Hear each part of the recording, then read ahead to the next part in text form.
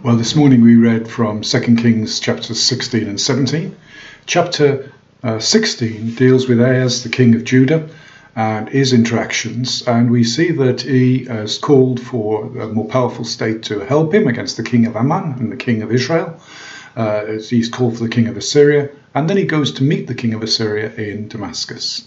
And there he sees the way that the king of Assyria worships his idols and the altar that is built. And he copies it, and as a copy of it, a replica of the altar of the king of Assyria built in the temple. He brings the world into the church. We must be so careful, living in the culture in which we live, that we don't bring the world into the church. We don't see things in the world and think that's a good idea. We'll bring them into church, but we only bring into the Lord's house that which is holy, that which he is able to use for his glory. We don't imitate the world and bring it in.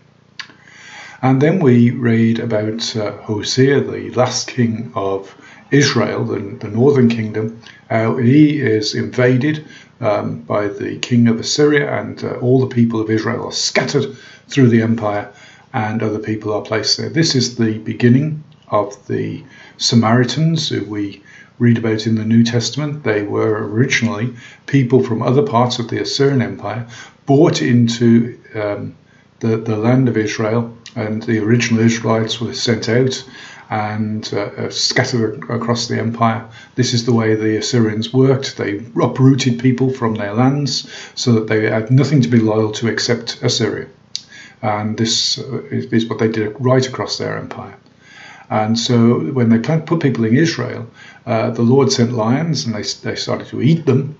And the people of Israel thought that the God of Israel, the people of Assyria rather, thought that the God of Israel was like other gods, a sort of a local deity, and so thought that they had to appease him because he was just the God of that land, not the God of the whole world. And so they sent a priest there, and he trained these people how to worship the Lord so that the lions would stop eating them.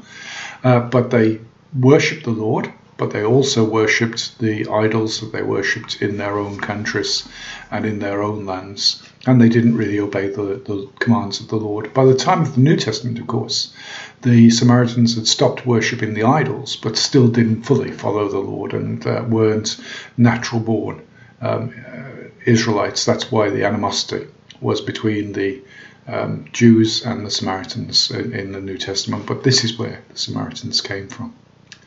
We must make sure that when we convert to follow the Lord, we follow him wholeheartedly. We don't cling on to those parts of our past life, but we serve him wholly.